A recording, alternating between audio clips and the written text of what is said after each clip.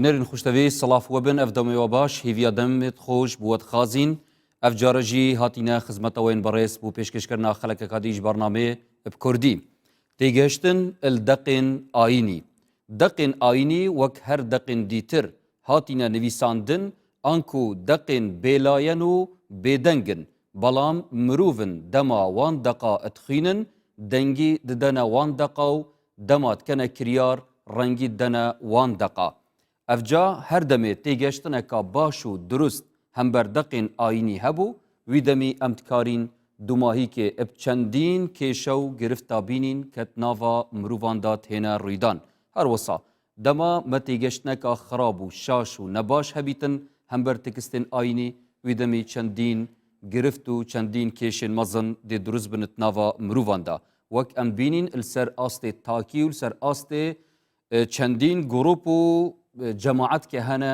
بەحسا تکستên ئاینی دکەن و تێگەشتنەکە شاش هەیە هەمبەر تکستên ئاینی ئەتبیتە سەدەماوێ چەندێک و ئاژەوێ و خراپیێ ئەت ناوا مرۆڤاتیەدا بگێڕن و بینەت هەبوونێدا لەوڕا مژارە خەڵەکە بەرنامی بە کوردی دل سەروێ چەندی بیت و چەندین پرسیار دێن ئاراستەکردن بوو زۆر بەڕێز مامۆستا عەبدوڕەحمان زۆر بەخێر مامۆستاوەکەمە ئامۆژە پێدای دەقێن ئاینیژی نویسانە کە هاتیە نویسان وەکو هەر نویسینەکە دیتر کە مرۆڤ بنویسن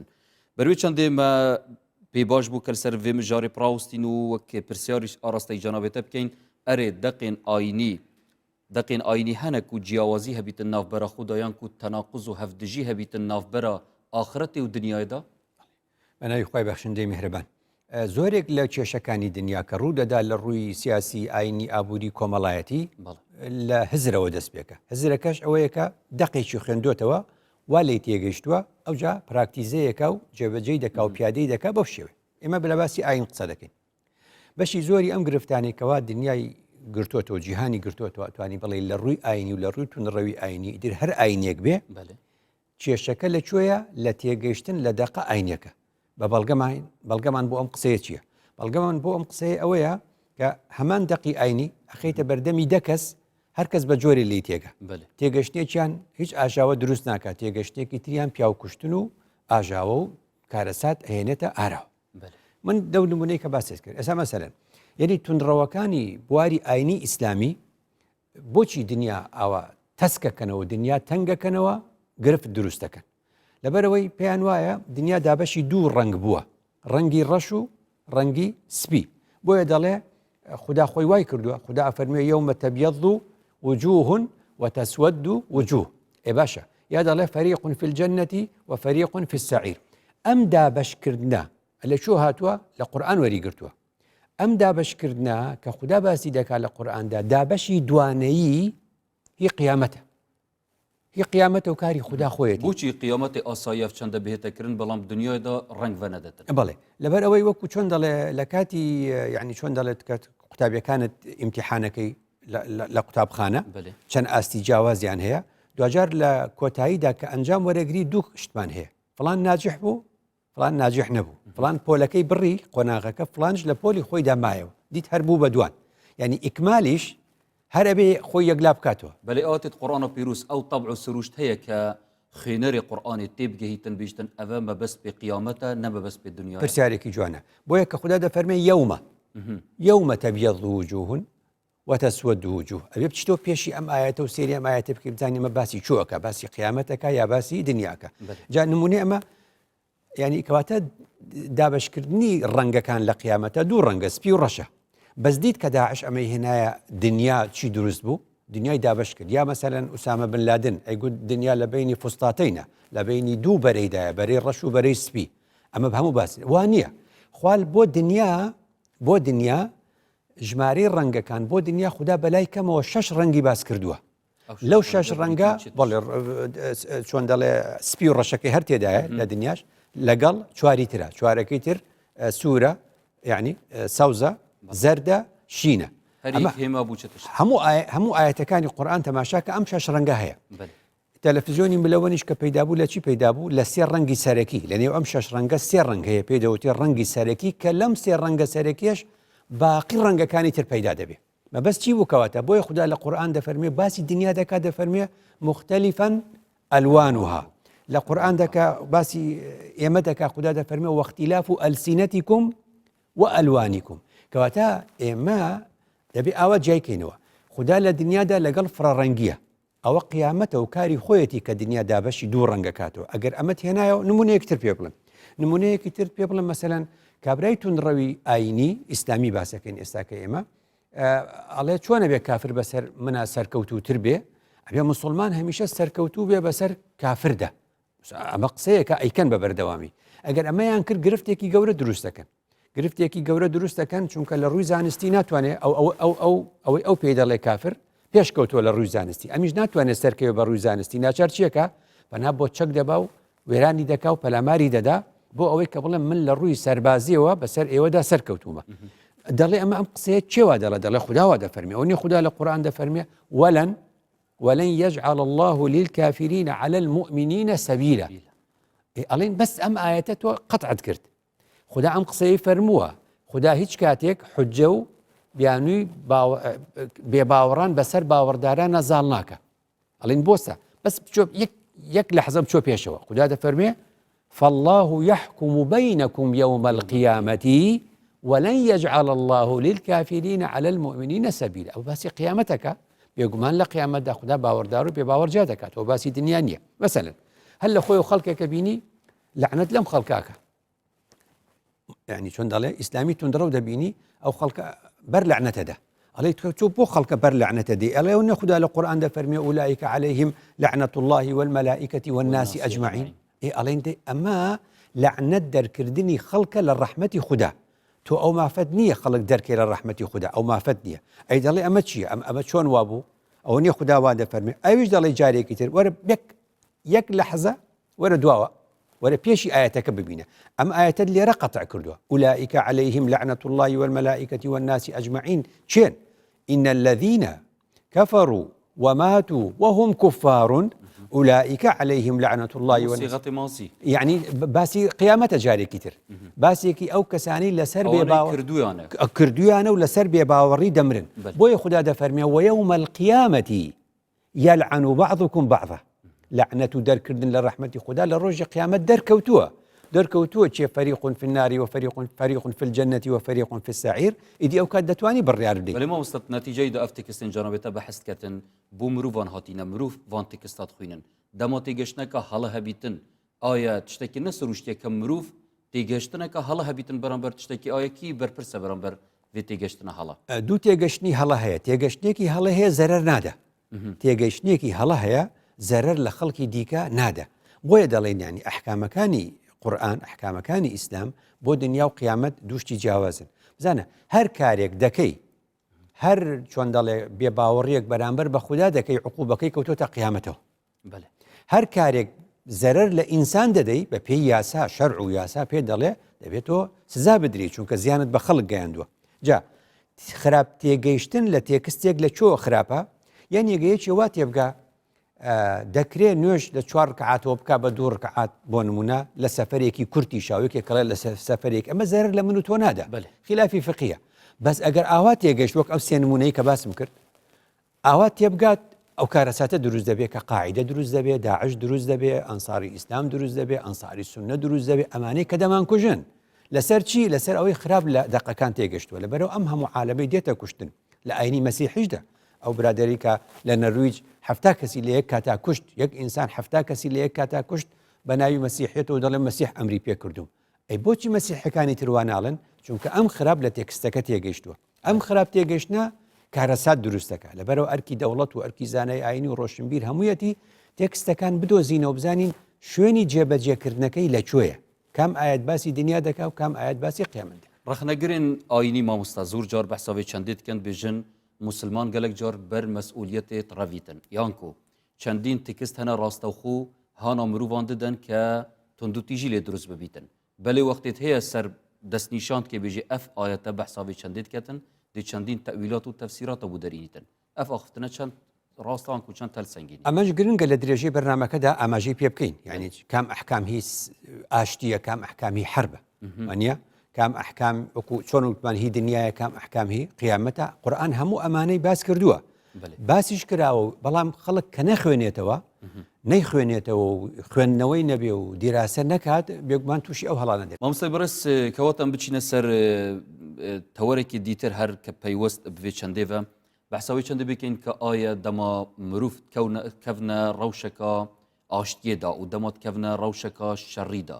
ئاەت هەردوو حاڵەتاندا تێکستێن ئاینی ڕوولێوان تێتە گۆڕین ئایا بەحسێوان تێتە گۆڕین ئەم تکارین فکرەکە دی لێ بکەین یان ژیت هەردوو حاڵەتەدا وەکێتێن هەر سەنگاندن. بەڵێ ئەمە ژێکێکە لەو گرفتانی کەوا تونڕەوان کە جاکاری ناکەن لە نێوان ئەو دەقانی لە بواری ئاشتی دێ لەگەڵ ئەو دەقی لە بواری شەڕ و جەنگدا دێ ئەو کارە سەتانمان بۆ چەوە جیاوازی بزان بڕوانە دەقی قورئانی سەردەمی ئاشتی وإذا حييتم بتحية فحيوا بأحسن منها أو ردوها. ئێمانەی وایە بێ باوەڕ و باوەڕدار و هەر قاوەن ئاین و بێ ئاین و هەرچی لە دنیا هەیە هەرچی گوتی سەلام عەلەیک ئەبێ وڵێ عەلەیکم السەلام وەڕەحمەت الله وبەرەکات. وإذا حييتم بێڵەن مەبنی للمەجهور یعنی هەر کەسێک سڵاوی لێکردن. ئەوە پێغەمبەریش وا دەفەرمێ پێغەمبەریش لە شەرحی ئەم ئایەتە و لە تەفسیری ئەم ئایەتە دەفەرمێ یەکێ لەو شتانی کە خۆشەویستیتان بەڵێ خۆشەویستیتان لە نێوان دروست دەکات چی بکەنەوە ئەفشوا السەلامە بەینەکم یا لە فەرمودێترە فەرمێ وتقرأ السلام على من عرفت ومن لم تعرف. ئێمانەی وایە ئەو کەسەی دەیناسی و نایناسی دەبێ هەر سڵاوی لێ بکەی کەواتە کە نایناسی یانی چی یعنی نازانم لە چی دینێکی و لە چی مەزهبێکی و لە چی قەومیەتێکی ئەمە هەمووی دەقی ئاشتیە. دوایە چی ئەگەڕێ لە نێو مەسەلەن صحیحی مسلم هەیە دەقێکی ترە دۆزێتەوە ئەڵێ پێغەمبەر فەرموویەتی لا تبدأوهم بالسلام وإذا لقيتم أحدهم في الطريق فاضطروا إلى أضيقه. أما بكين بكردي دەڵێ ئەوە تا پێغەمبەر لە حەدیثی صحیح لە مسلمە هەیە فەرموویەتی ئێوە دەست پێشخەر مەبن لەوان ئەوان لە سڵاوکردن لە ڕێگاکەشا کە بینیتان پاڵی پێونن بۆ کەناری ڕێگاکە دەچیتەوە بۆ ئەم قسەیە هەموو حەدیثێک حادیسەیەکی هەیە. ئایا پێغەمبەر مەبەستێتی هەموو عالەم وا لێ بکە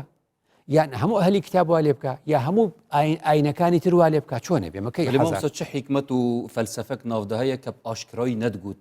تەنیات وی حاڵەتەی دەفتە بێت ڕوودانەکە وایە یعنی چۆن ئەڵێ کە ڕووداوێک ڕوو ئەدا تۆ لە ناو ڕووداوەکەی وا دەڵێ لە ناو شەڕای چۆن ئێستا سەرکردەیەک فەرماندەیەک دەڵێ ئێستا ئێماچین بۆ فڵانە شوێن وا بکەن هەموو ئەوانەی کە لەگەڵین دەجێڕنەوە دەڵێن ئێمە لە شەڕدا بووین فەرماندەکەمان وای گوت ئەگەر پێمان نەڵێن ئێمە لە شەڕدا بووین ئەو کاتە تێک دەچێت. بۆیە پێغەمبەر درودی خوای وەختی ئێمە دەڵێ بزانە یەکێکی وەکو ابن القیم لە زاد المعاد عاقڵە دەڵێ كان هذا في قضية خاصة لما سار إلى الحرب أما ألا لشر داوای گوتو حربی نفسی دەکەی لەگەڵ بەرامبەرەکەت خۆ ناچی سەلامی لێ بکەی کەواتە ئەمە دەقێکی حربی بووە کە ئەیهێنی پێچەوانە دەوەستێتەوە لەگەڵ قورئان دەبێ بڵێ ئەمە جیایە ئەوجی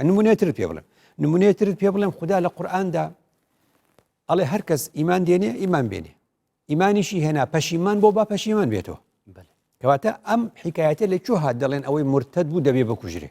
وانە من بدل دينه فاقتله. أو فرموديك على الأمش على أم فرموديك من هي على صحيح بخاري فرمويتي من بدل دينه فاقتلوه. باشا حتما بيغمبر بيشواني قرآن قصة ناك كديته قرآن ده فرمي إن الذين آمنوا ثم كفروا ثم آمنوا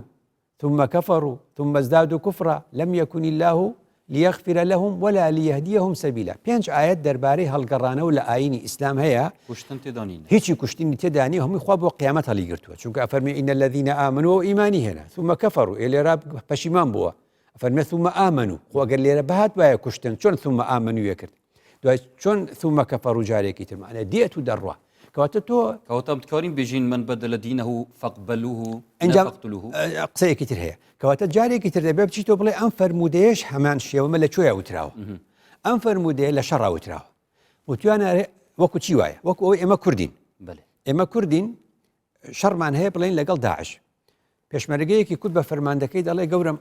أو فلان وفلان خلقي لا إيمانو لخومانو ولو برون إما تشيبكين خو ديوني بير لا إيما بون إسا لو برون إما دسمان ناتشي بيان كوجين أويش بلاي أوي سنگري قواستوا بيكوجن يعني أو دجمن معنا لسنگري برانبرا بس أجر أما قصان جوانا للشرة بس أجر أم قصي بيني بلاي فرماندا كمان قلت أوي سنگر بقوازيتو بيكوجن كديتو شار كديتو آشتي يك لحزبك أو بشيت حزبك كتير بلاي أوي سنگري قواستوا دايكوجم أو كان عيبه شو نبي فكري قوري لشوينكو كواتا أم فرموديش لو بواردا وتراوه لبواري شردا هر کس چو برانبرکت تو تۆ ناپرسی خۆ مەگەر ئەمجا ئەوقاف ناڵێ 500 کەس کورد بوون و چوونە نێو داعش یخۆ بەرامبەری من و تۆ باتنی هەردە بێ بیکوژین ئەو چووکە هەردەمان کوژێ کەواتە ئەمە چۆن دەڵێ سەنگەری گواستۆتەوە لە شەڕا لەگەڵتا بەڵام بەم ڕۆژگارە خەڵک لەگەڵمانە پێچەوانەیە لە ئاینە دژی ئێمەش قسە بکە نابێ هیچی لێ بکەین چونکە ئەسان چەند ئای بە بڵێن ئەگەر ئەڵەن وڵا فلانە حیزب ئەگەر ئەندامێکی لێ دەرچی ئەی کوژێ خەڵک ناڵێ ئەوە نابێ ئەم دینی خوددایە ئایا خوددا حەزەکە منافق زۆر بێ شمشێر لەسەر خەڵک ڕاگر بڵێ لەم دینە دەرچی ئەتکوژم ئێ باشە دەرناچم کە دەرنەچوم یعنی چی یعنی بە منافقی و بە دووڕووی ئەمێنێت ئیجبارکردن ئەبیتە نیفاق ئێ خودداش فەرمووی لا ئیکراها فی الدین ئێکە فەرمووی لا ئیکراها فی الدین چۆنە بێ کەواتە ئەو فەرموودێ بیهێنی بۆ زمانی ئاشتی لەگەڵ لا ئیکراها فی الدین یەک ناگرێتەوە لەگەڵ ئین الذین آمنوا ثم كفروا ثم آمنوا یەک ناگرێتەوە کەواتە قسەی پێغەمبەر لە مەیدانی شەڕا گوترابێ جایە لە قسەیەکە لە مەیدانی ئاشتیایە هەموو دەوڵەتەکانیش ئەمە دەزانن جا ئەمە مثلا نمونەیەکی تر مثلا يا أيها النبي جاهد الكفار والمنافقين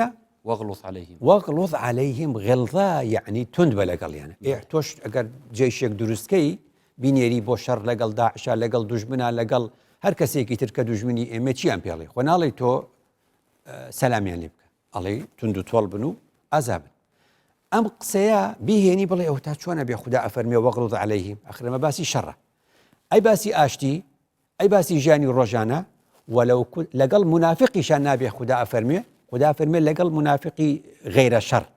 یعنی منافقی ئاشتی کافری ئاشتی کە لەگەڵ تایە دەژێ و هیچ مشکلت لەگەڵیان نییە خۆگە بەرامبەرەکەت مسلمانیش بوو وئین طائفتانی من المؤمنین اقتتلوا تو هەر ئەبێ فأصلحوا بينهما فإن بغت إحداهما على الأخرى فقاتلوا التي تبغي كواتا توقع مسلمان بها الشر لقالك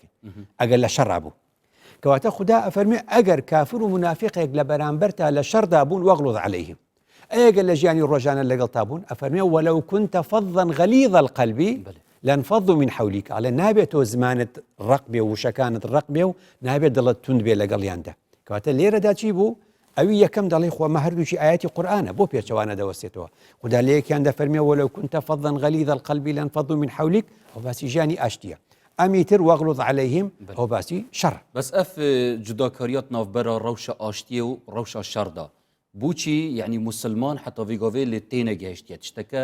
نێوازە حل نەکمە ئەم هەمی شتێکی ئێک پاکێش تێدگەین بۆیە گوتویانە هەمیشە تونڕەوەکان نەزانن ناخوێنەوە ئەجدام قسەی من دەیکەم ئەمە قسەی من نییە ئەمە قسەی 1000 ساڵ لەمە بەرە هەرچی لەمانەی کە گوتم لە نێو کتێبەکاندا 1000 ساڵ لەمە بەرکراوە 600 ساڵ لەمە بەرکراوە بەس کە دەی خوێنیتەوە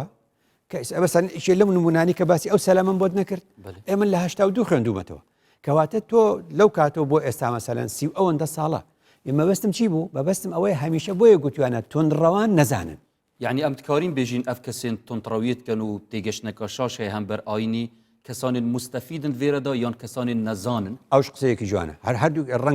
ڕەنگە هەندێک نەزان بن ڕاستە بۆی هەمیشەوا دەڵێن هەمیشە هەندێک ڕوو لە تونڕەوی دەکا بە نەزانی بەڵام سەرکردەی تونڕەوەکان بۆ بەرژەوەندیانە هەمیشە ئەو کەسانی کەوا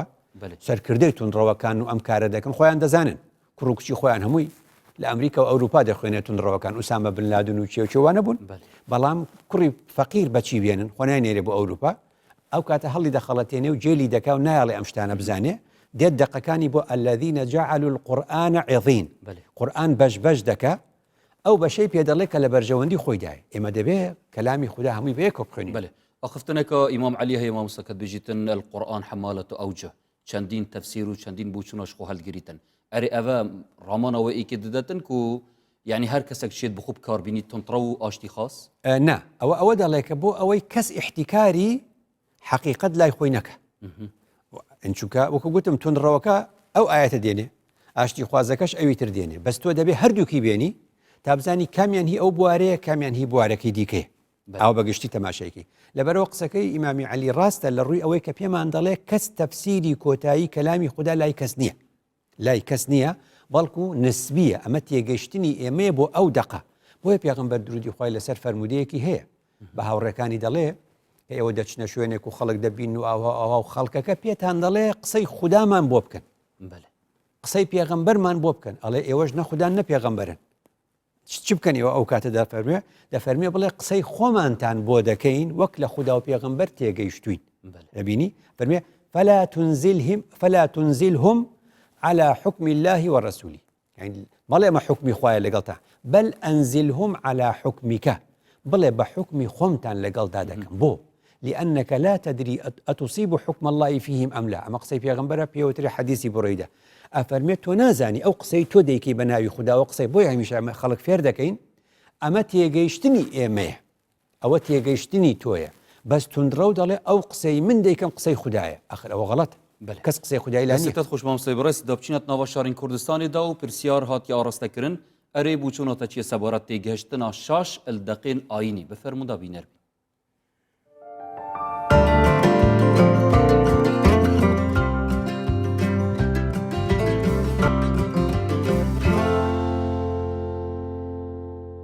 پێویستە ئێمەی مسلمان بەڕاستی ئاینی خۆمان لە زانایان و لە عولەمایان و لە مامۆستایانی ئاینی وەربگرین، لەو کەسان وەربگرین کە شارەزایان هەیە لە ئاینی پیرۆزی ئیسلام،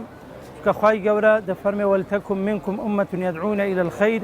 ويأمرون بالمعروف وينهون عن المنكر. دەبی لە ناو ئومەتی ئیسلامدا خەڵکانێک هەبن کە بانگەوازی ئاینی پیرۆزی ئیسلام بکەن و خەڵک فێری چاکە بکەن و قەدەغەی خراپە بکەن. ئەم ئەرچی تێگەیاندنی ئاین بەڕاستی لەسەر هەموو کەسێک واجبە، بەڵام هەر کەسێک بە اختصاصی خۆی بە شارەزای خۆی بە تایبەتی عولەمایان و زانایان. یا سەرەکی ئەتبینم ئەرکێ مامۆستایەت ئاینیە ئەو پتر سەر دینی سەکنن و سەر تێگەهشتنا باش یا زانستی یا سەردەمەنە تێبگەهن و وێ تێگەهشتنا خۆیانم بێ لایەنە وەکیان بێژنم گەهینە خەلکی دێ درستایی پامەوە گات. بەس هەکو ئەو پەیامەیە لایەکی بەگیرێدایە کەساتیە شخصێکی بەئانم لایەکی سیاسی بە ئەو نەشین پەیامە خۆبگەهینە خەلکی و خەیڵێکیشی وێ تێگەشتنەوە بۆ ئاینی ئەکی دێ لاواز بێت. ئاین لەو کەسانە وەربگرین کە پسپۆڕی و اختصاصی تایبەتیان هەیە لە شریعەتی ئیسلامیدا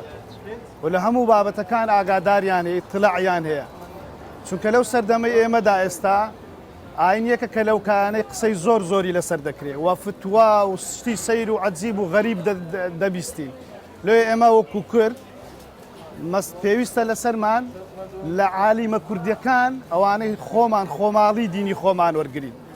بە شکلێکی عام لەو کەسانە بە دوورکەوینەوە کە شێوەی متەطەریف و شێوەی توندوتیژیان هەیە. دەکرێت مەسەلەن سیستەمە بێ هەم لە قوتابخانەکان لە ڕەوزە لە زانکۆ سیستەمەکی تایبەت هەبێ و سیستەمەکی کە عالیمە کوردەکانی خۆمان دای بڕێژن کە نەرمونیانی تێدا بێ ڕوحی تەساموح و ئەوانە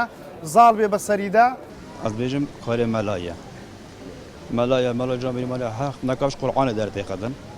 ملا دي مو بيجدن أمل ديفا أينو قرآن يتشن بجا خو ملا دي أو ملا بيت أمل ديف ملاي بيجن بس كان بيجيريه بيبكن جواجنو كنت يتملا جامعي دي بيجتي أبو تباش ملايا كان أوانا أبي لسمين بير حسابه خلق كان أوانا بخلق تبينن تيجيشني خلق كذا عيني إسلام هالشاك كانوا دبي أوانا برك بشي برامنك هالنوع يعني خوي دادني شو هنعقب تاريخ كذا فهم روجه لا ملاك بنوجه أنا كده يعني نوجه إيش مع كده دانش بتاري بقول ماذا وتي أول نوجه بيانيش نكا أجر شنو ذا كام كا هل حسابي نوجه بيانيان بقول لك لزي بيدادني بلا ما بزان مشتكى وانية يعني هرشتو بشوي شوي کار مثلا ما مستایا کار ملایا مثلا ملای بومد بجیجی ام خوشی ید بینین ام چی سر مقبره ام عالم وقت شیرین ام آبکید بجین شون وقت شون ام تین اما او دقیقه او ثانیه جبلی ملایجه مثلا ما مستاج وقتی طالب بخواه چند مدرسه گوه خواب داد سر اودیه دینی و پتر زانی نبدد سر تشت دینی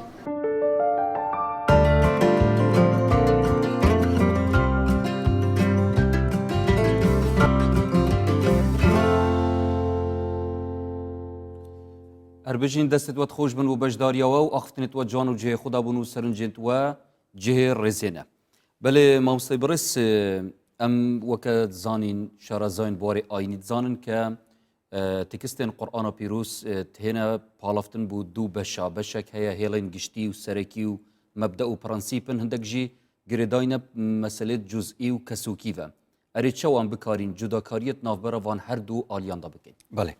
هەندێک ئەحکام هەیە پێڵێن ئەحکامی جوزئی، هەندێک ئەحکام هەیە پێڵێن ئەحکامی کولی. ئەمە چۆنە؟ ئەگەر تێکەڵیکەی ئەینەن جارێکی تر تونندڕەوی پەیدا دەبێتەوە یعنی چۆن یعنی تۆ بڕوانە جاری وا هەیە تۆ هەر ئاینێک دەرەوەی خۆی هەر ئاینێک بە دەرەوەی خۆی ئەڵێ بێ باوەڕ و ئەڵێ کافر ئەم قسەیەکە کە کردیشی تۆ تەماشای هەموو دنیا بکە کە تەماشای دنیا کرد تەماشای دەوڵەتەکانی دنیا بکەی لەسەر هەر ئاینێکی دیکە بنجگە ئاینی ئیسلام هەڵسو کەوتەکانیان دەبینی جیاوازە یعنی وڵاتێک هەیە مەسەلەن بۆ ئینسانیەت کاری کردووە وڵاتێکی دی هەیە نایکە بەڵام دۆ دەستەواژەیەکەیە لە بواری ئاینی شارەزاییت هەیە ئەزانی مەسەلەن جاری واڵێن کافرە کافرە کورە فەرقیان نییە ئێخواوا نافەرمێ یعنی خوا لە قورئاندا دەفەرمێ لەیسو سەواءە ئەوانەی دەرەوەی بازنەی ئیسلام ناتوانی بیان خێتە یەک بازنەوە منهم ئومەة مقتصیدە وانە یعنی ئەگە تەماشا بکەی لە قورئاندا باسی ئەهلی کتاب و باسی ئاینەکانی دیکە هەمیشە قورئان خدا لە قورئان دەفەرمێ ومنهم ومن الذين هەمیشە تەبعیضێکە جزئێکی لێ دەرەکە یعنی کەواتە لە قورئاندا بەگشتی حکمی نەداوە لەسەر ئەوانەی دەرەوەی ئیسلام هەمویان بە یەکەوە حساب بکەن بەڵام لەلایەکی ترەوە قسەیەکێ لە ناو ئیسلامیەکان بەگشتی لە ناو چۆن دەڵێت ئیسلامی سیاسیش هەبوو ماوەیەکی زۆر ئەڵێ الکوفر میلەة واحیدە بیستوتە ئەڵێ کوفر یەک میلەتە فەرقی نییە ئەو دوایش تەماشا دەکەی وانە تەماشا هەر کامێکی دەکەی دەبینی جیاوازە مەسیحی باشەیە مەسیحی خراپەیە بوزی خراپەیە بوزی باشەیە مسلمانی باشیشەیە و مسلمانی خراپیشەیە کەواتە ئەم مەبەستەوە بوو ئەحکام هەیە جزئیە تۆ بێنی بۆ کولی خراپە بێ یعنی من گەڕام لە نێو کتێبەکانی فقهیە چەندین ساڵ لەمەوبەر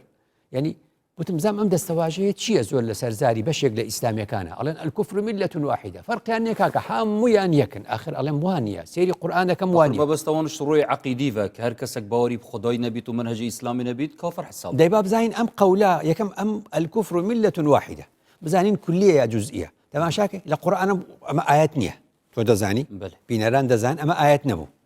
هەموو سیحاحی ستەش بگەڕی لە فەرموودە ئەمە فەرمودەش نەبوو ئەی ئەمە چی بوو ئەمە قەولی فوقەهاءە قسەی زانایان و فەقیهەکان بۆ لە نێو کتێبە فقهەکانە بوونی هەیە بەڵام هەڵقوڵاوی کوی گشتی تێگەشتنەکە نییە بزانە ئەڵێن چی ئێستا ئوردو بزانە گەینە چۆ گەڕام لە تەفسیری ئیبن کەثیرە مەسەلەن ئەم قەولە لە چۆ هاتووە دەڵێ واستدل الشافعي على أن الكفر ملة واحدة إيشي كرت فورث اليهودية من النصراني وبالعكس بخلاف أحمد دركوت أم قولا لباب ميراته وتراو جزءه شو أهل الملتين لا يتوارثان لدين وايا كأجر باوكا كبي باور بكرة مسلمان أو مسلمان دو ديني جواز ميرات لا يكتر نابل أما منزاني أي قلت أنا باشا دين كاني تر كغير إسلام نو لقل مسلمان عندجين أجر هاتن بيمي عن قد إما ميرات لا يكتر دقرين الله من باوكم مسيحي وخم جوم ميرات لا يكتر دقرين من زردشتيم أيديكا شون دله فلان عيني ترى آية صابي آية دين ميرات لا يك دقرين وتوانا فرقي نية أو كاتا أين كان الكفر ملة واحدة كواتب بقصي في الميراث لميرات قرتنا لا تعامل كردنا هركز آشتي خواز ولا قلتاتوش آشتي خواز بي لقليا هركز شري لقلا كردي خواكا مسلمان جبتو هر شري لقل دادك كواتا ما جزء بو بزانة شوان مشكلة كينايا نقطة كتير إسا مثلا بيغمبر دودي خواهي لسير فرمي من ستر مسلما ستره الله في الدنيا والآخرة يعني ستره الله يوم القيامة هر کەسێک باوەڕدارێک سترکا و دای پۆشێ و عیب و عاری داپۆشێ خدا لە ڕۆژی قیامەتە عیب و عار و کەم و کورتەکانی دادەپۆشێ ئەمە چییە؟ ئەمە کولە جوز ئەمە جزءە بەشە بۆچی؟ یعنی کەسێکمان بینی چۆن دەڵێ گوناهێک ئەنجام دەدا ئەنجامی دا جامەش دوو مەسەلەی تایە ئەڵەگە کەسێک بینی خەریکە گوناهێک ئەنجامەدا دەبێ نەهێڵی یارمەتی دەی گوناهەکە نەکە بەس گوناهی ئەنجامدا و لێ بۆ تەواو بوو لە گوناهەکە ئەو کات چ خێرێکەمانەگا ئەمە بچین ئەمە بڵاوکەینەوە لە نێو خەڵکە کەواتە ئەمە بۆچی بوو بۆ جزئی بوو بۆ ئەوە بوو کە ئەم کەسە گوناهی ئەنجامدا ئەگە تاوانی ئەنجامدا زانی دراوسێکت برادەرەکەت کەسێکی تر پیاوی کوشتووە نابێ ئەم فەرمودەیە بێنی بڵێ ومن ستر مسلما ستره الله يوم القيامة ستره الله في الدنيا والآخرة ئەگە بیگشتێنی ئەبێ ئەو کاتێمە هەموو تاوانبارەکان ستر بکەین کەواتە بۆ بواری تاوان نەوتراوە بۆ بواری ئەو گوناهە وردانەیە کە ئینسانێک دەیکا و تۆش ئەتەوێت تۆبەی کردووە وازی هێناوە پێویست بەوە ناکە ئێستاکە ئەو کەسە چۆن دەڵێ عیبدارکەیتەوە ئەحکامی جزئی وەکو چیتر ئێستا سێ کەس لە شوێنێکە دانیشتون ئەم سێ کەسە لە شوێنێکە دانیشتون دوانیان نهێنیەکی تایبەت بە خۆیان هەیە باش نییە ئەگەر ئێمە سێ کەس بین من و تۆ قسەیەکەکەین ئەڵێن کاکە نابێ قسە بکەن ئێوە هەردووکتان ئەڵێ بۆ ئەڵێ پێغەمبەر درودی خوای لەسەر فەرمودەی هەیە لە فەرمودەیە وتوێتی ئیدا كنتم ثلاثة فلا يتناجى اثنان دونه یعنی ئەگەر ئێوە سێ کەس بوون دوانەکەی تر بەتەنیا قسە مەکەن بەرشعوریوی ئەوە بینە بێ وانە خۆمە فەرمودەی و ڕاستە ئێدەی بگەڕێ لە فتح الباریە ئەڵێ چی ئەڵێ ئەمە خاصە بسەفەر القفاری یعنی سەفەرکردن لە چۆڵەوانیە سێ کەس بە پێ ئەڕۆن قەدیم سێ کەس لە چۆڵەوانیەکە ئەڕۆن سەفەرەکەن هەر جار نەجارە دوان لەگەڵێکە قسە بکەن سێمەکە ئەترسێ ئەزانێمە خۆتەی بۆ دانن ئەڵێ ئەمما في الحەضەر والعیمرانی کە هاتیتە ناو شار ئیدی ئەو قسەیە نامێنێ ئەڵێ ئەمە حکمی شار نییە ئەمە حکمی چۆڵەوانیە لە چۆڵەوانیەکە بەس سێ کەسە بن دوانیان بەردەوام چرپە بکەن لەگەڵ یەکە بە چرپە قسە بکەن ئەوی تر دەترسێ و خەفەت دەخوا بەڵام ئەڵێ هەر داخلی شار بوون هاتنە حەضەر و عیمران ئیترکە ئیشمان هەیە ئەو دوانە حزبێکی دیاری کراون ئەو دوانە لە دەستگایەکی دیاری کراون ئەو دوانە ئیشیان هەیە نابێت لە حەزەراوە بڵێ هەمزانە چەند فەرمودەکە بۆ چۆ گوتراوە ئەگەر نەخوێنیتەوە هەمووش شەڕمان دەبێ و لێمان تێک دەچێت نمونەیەکی تر ئەو ڕۆژەی کە ئەمنەوە ئارامەمان بۆ دروست کرا وڵاتێکی ناموسڵمانی وەک فەڕەنسا گوتی با نەوایەکی ئارام بۆ ئەو کوردە دروستکەین بگەڕێنەوە لەو شاخ و داخە کۆڕەوەکەینەوە تویەک فەڕەنسا ئەم اقتراحی کرد 15 دەوڵەت ئەندامن لە ئەنجومەنی ئاسایش بڕیاری 688یان دەرکرد ئەم نەوە ئارامە چەند خێرمان لێبینی کە دەوڵەتێکی ناموسڵمان گوتی بیکەن ئەمەیان بۆ بکەن ئیدی دەوڵەت لە 15ەکە دەنجیاندا وتیان نەوای ئارام بۆ کوردان دروستکەن 5 دەوڵەت لەگەڵی نەبوون دوانیان دەنجیان نەدا هند و سین دەنجیان نەدا بۆ ئەمنەوە ئارامەی ئێمە 3 دەوڵەت لە دژی ئەمنەوە ئارامەی ئێمە بوون کە بۆمان دروست کرێ یەکێکیان دەوڵەتێکی مسلمان بوو یەمەن گوتی بۆیان دروست مەکەن چکە علی عەبدوڵڵا ساڵح لەگەڵ بەعسی و سەدامەکان بوو ئێدەی تۆ ئەمە نمونەم بۆچی هێنا ئەس vêre cudakariek نیە ناوبەرە بڕیارێکە سیاسی و حکومێکی ئاینی ئەوە دێم بۆ ئاینەکە ئەم مقدمەیەم بۆ ئەمەوت ئەڵێ پێغەمبەر درودی خوای لەسەر فەرمودەی سەحیحی هەیە ئەڵێ ئەتاکم ئەهل اليەمەن وهم ئەرەق ئەفئیدەة ئەوە خەڵکی یەمەن هات بۆلاتان ئەی موسڵمانان ئەو کات ئەڵێ وا خەڵکی یەمەن هات ئەمانە زۆر دڵیان نەرمە پێغەمبەر دەفەرمێ الئیمان یەمانیون ئیمان ئەگەر هەبێ لای یەمەنیەکانە والحکمة یەمانیە ئەگەر حکمت هەبێ دانایی هەبێ لای یەمەنیەکانە ئێمەش ئەوە دیمان منوێم بۆی بۆ تێنایەوە یەمەن دەنجی نەدا بۆ ئێمەی مسلمان ئەمنەوە ئارامە دروست کرێ فەڕەنساوی نامسلمان بۆمانی دروست کرد تۆ ئەو کات چیت بۆ دروست دەبێ دەڵێ ئەی پێغەمبەر درودی خوای لەسەر ئەم قسەی فەرموو ئەی نابێ ئەم قسەی پێغەمبەرە ڕاستە پێغەمبەریش ڕاست دەڵێ کەواتە ئەم ئەحکامە کولی بێ ئەی ئەم یەمەنە بۆی لێ هات دژ بە ئێمە بێ ئەگەر حکمت هەبێ لە یەمەنە و ئیمان هەبێ لە یەمەن ئەوە بۆچی یەمەن وێرانە ئێستا قسەکەی پێغەمبەر عکس دەرەچێتەوە بەس حتمەن پێغەمبەر قسەی ڕاست دەکات کەواتە نهێنیەکە چییە نهێنێکە ئەمەیە ئەچیتەوە بۆ فتح الباری ئیبن حەجەری عەسقەلانی چی دەڵێ کە پێغەمبەر دەفەرمێ الحکمة یەمانیە والئیمان یەمانی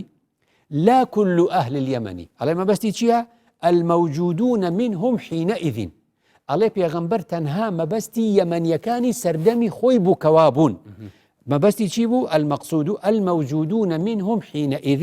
تەنها ئەوانەی کە یەمەنی بوون لە سەردەمی پێغەمبەردا لا كل أهل اليمن في كل زمان نەئیدی بڵێ هەموو ئەهلی یەمەن باشن و هەتا ڕۆژی قیامەت ئەو گشتاندن تنێ بوو مەزنایی و ڕێزگرتنی بووە بۆ ئەو سەردەمە وەکو چۆن دەڵێ لە سەردەمێکی خۆدا تۆ ئێستاکە گەلێکی دیاریکراو بە باشی دەبینی بەس پشتی 100 ساڵ ڕەنگەوانە بن ئەمە هەمووی ئەحکامی جوزئی بوو کە باسم کرد تۆ ئێستاکە بیهێنی بڵێ وڵی فلانە کەس با بکەین بە سەرکردەی ئاینی خۆمان بۆ ئەڵێ خەڵکی یەمەنە کاکە پێغەمبەر وای فەرمووی ئەوە خۆ یەمەن ئێستا خۆیان پێویستیان بە یەکێکی حەکیمە یارمەتیان بدە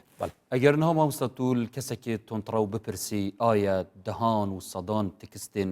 ڕەحم و دلوڤانیەت ناوە قورئانی دەهانە کە کەسێکی ئەخلاق و ڕێزگر دەربچیتن ئەری بوچی بەرامبەر کەسێکی کە وەک تەهەزر ناکەتن تو تند و تیژی ئێکسەر ئاەتە قورئانە پیرۆز دیبووتە بێژیتن ومن يهن الله فما له من مكرم ئەوەی ئیهانەی خوا بکەتن هیچ ڕێزی نییە ئەرێ ئەوە بەهانەکە قوتنی دەستێواندا کەواتە لێرە چتۆ سەر ئەحکامی چی ئەحکامی ئەوەی کە چۆن دەڵێ فەرد و دەوڵەت ئەمەش جارێکی تر یان یەکێ لەو ئەسبابانەی کە توندڕەوی دروست دەکا جانەکردنەوەی ئەم ئەحکامانەیە یعنی چۆن مەسەلەن یعنی لە قورئاندا کۆمەڵی ئەحکام هەیە با بڵێن پێوترێ ئەحکامی تایبەت بە تاک بۆ خۆی جێبەجێ دەکە مەسەلەن یعنی خدا فەرمی و ئەقیم الصەلات وانە ئیدی مەذاهب دروست بوو ئیتر تۆ بە هەر مەذهبێ نوێژەکەی دەوڵەت حەقی نییە بەسەرتەوە دەوڵەت حەقی نییە بەسەر تۆ کە چۆن نوێژ دەکەی بەڵێ. ئەمە تایبەتمەندی خۆتە بەڵام تۆ پێچەوانەی یاسا بجۆڵیتەوە پێچەوانەی یاسا بجۆڵیتەوە دەوڵەت سزات دەدا چونکە یاسا بۆ هەر هەمومانە تۆ مافی ئەوەت نییە عقوبەدانی بۆ خەڵک هەندێک لە تونندڕەوە ئیسلامیەکان لە سەردەمی پێشی ڕوخانی ڕژێمدا لە هەڵەبجە و لە هەندێک ناوچەی هەورامان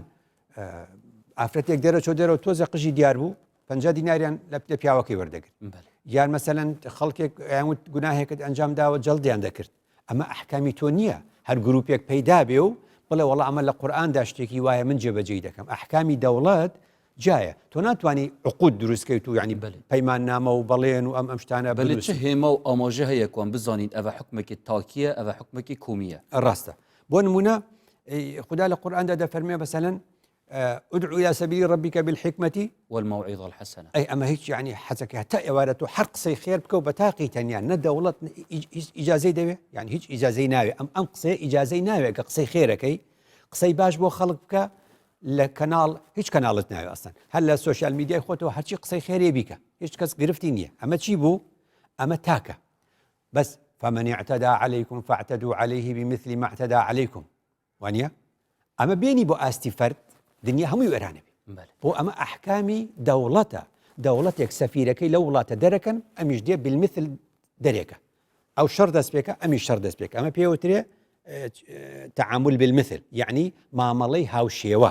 ئەمە بۆچی وا دەکرێت ئەمە ئیشی دەوڵەتە بەڵام ئەگە من وەکو تاک فمن اعتدى عليكم فاعتدوا عليه بمثل ما اعتدى عليكم بیهێنین بۆ تاک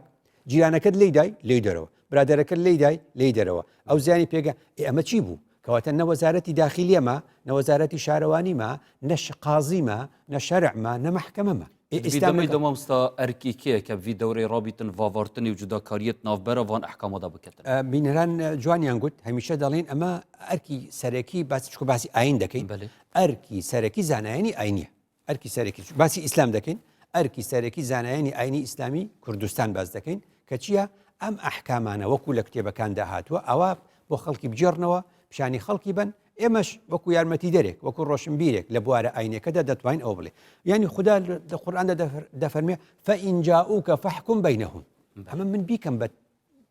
بۆ ئەحکامی تاک لە ماڵی خۆم دانیشتم و هەموو خەڵک بێتە ماڵەکەی من و چی بکەین وەڵا حکمی ئەو بکەم و حەق لای تۆی و حەق لای تۆیە ئەڵم ئێشێکە لە چۆن واکە ئەڵێن کاکەوە خوا فەرمیوتی فئین جاؤوک ئەوە لەگەڵ پێغەمبەر قسە دەکا لە دوای ئەویش لەگەڵ دەوڵەت قسە دەکا کەوا کە کەسانێک دێن ئەوە یا مەسەلەن واعدوا لهم ما استطعتم من قوة هەرچی هێز هەیە بەرامبەر ئامادەی کە ڕهیبوونە بهی عدو الله باش ئەگەرەوە تاک بێ ئەبێ من چی لە ماڵەوە حازرکەم دەمانچە و کلاشینکۆف و چوزانم ڕەشاش و ئەوانەی ناوی نازانم دەبابە و تیارە و ئەمە ئیشی من نییە واعدوا لهم ما استطعتم من قوة ئەرکی دەوڵەتە دەوڵەتیش لای چێ لای وەزارەتی دیفاعە ئەمە هەموو دەوڵەتەکان وا دەکەن بۆیە لە ماڵی هەر کەسێکە چەک لە جۆری گەورە و نازام چی هەبێ دێتە گرتن کەواتە ئەم ئاەتە باسی خذ من ئەموالهم صدقة ئەمە باسی زەکاتەکە یعنی پێغەمبەر وەکو ڕئیسی دەوڵەت بۆی هەیە تەنظیمی زەکات بکە و ئێستا لە هەرێمی کوردستان خەریکی پرۆژە یاسایەکن بۆ ئەوەی کە زەکات تەنظیم کرێ ئیشی دەوڵەتە خذ من ئەموالهم صدقة بەڵام من و هەر کەسێکی تر بەتاک بگەڕین بەسەر خەڵکا و زەکاتی خەڵک کۆکەینەوە ئیشی ئێمە نییە نەکۆیکەینەوە نەدابەشیکەین زەکات ئەبێ مؤسسەی هەبێت و دابەشیکە قاتلوهم حتى لا تكون فتنة ئەو خۆ ئیشی من نییە من بچم شەڕی خەڵکم بڵێمەوە فتنە دروستە بێ و ئیشی دەوڵەتە و ئیشی ئاساییشە و ئیشی وەزارەتە کەواتە هەموو ئەمانە ئەبێ ئاوا من جام نەکردوێتەوە ئەمە هەمووی بگەڕێ لە تەفسیرەکانە هەمووی ئەوتری ئەمە ئیشی پێغەمبەر بووە وەکو حاکم مانای ئێستاکەش ئیشی دەوڵەت کەواتە مامۆستایان ئاینی یان کومەلایەن ئاینی کە بڤی دەورەی ڕادبوون وەکو جەنابێتەژی خەلەکێکی ئاماژە پێدای کە وارسێن پێغەمبەرینە ئەرێ مامۆستای ئاینی دوێتن ئەب چ شێوازەک ئاڕستەی خەلکێکی بکەتن ئەف ڤاڤارتنە جەنابێتە بەحث کرد وەکو گوتم کە ناوی زانای ئاینی بوو ئەبێ زانستی هەبێ ئەبێ زانستی هەبێ بۆ ئەوەی هەموو زانا بە لە زانستەوە هاتووە کەواتە زانستە شەرعێکت کە هەبوو ئەتوانی ئەم کارانە ئەنجام ئێستا مەسەلەن زۆر جا گرفت دروستە بێ مەسەلەن وەکو داعشمان لێ پەیدا دەبێ ئەچێ مەسیحەکان و ئەوانی دیکە دێنێ جزیان لێ وەردەگرێ ئێتۆ لە کتێبەکانی فقی ئیسلامی تەماشاکی ئەڵێ جزیە عەقدە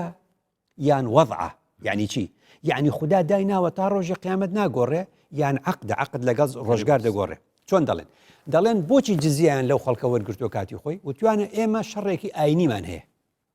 ئەم شەڕەش ئاینیە ئێوە تێکەڵی نابن نایەن لەگەڵمانە خۆ ئاینەکەی ئێوە جیاوازە لە بری ئەوە پارە بدەن ئێستا شەڕی ئاینیمان نەماوە ئێستا شەڕی سنوور و دەوڵەت و چۆن دەڵێ سیادە و سەروەریمان هەیە بەلێف چەندە وێنەوە گەیتن کە هەندێک ئاەتن قڕان و پیرروس یعنی بچنە ژێر بوارێ تعتیلکردنێدا بژنی کار پێ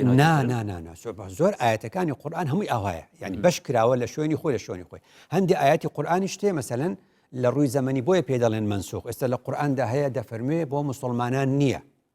ما كان لكم أن تؤذوا رسول الله صلى الله عليه وسلم يعني شلون ما كان لكم أن تؤذوا رسول الله ولا أن تنكحوا أزواجهم من بعده الله أي باورداران بوتان نییە خێزانەکانی پێغەمبەر مارە بکەن لە دوای مردنی لە دوای وفاتی پێغەمبەر وایە ئێخۆ ئێستا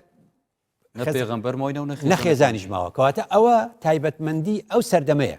ئەو سەردەمە سەحابە ماوە و زۆریش ماون خێزانەکانی پێغەمبەریش ماون ئەوان نابێ بچن بیخوازن ئێخۆ کە وفاتیان کرد ئێستا ئەم ئاەتە حکمی وەکو چۆن دەڵێ ماوە یان تیلاوەیە بەڵام دەمەیدا چه حکمەتێک بووم بەدوان ئاەتا دەوتمینی ئەمەیە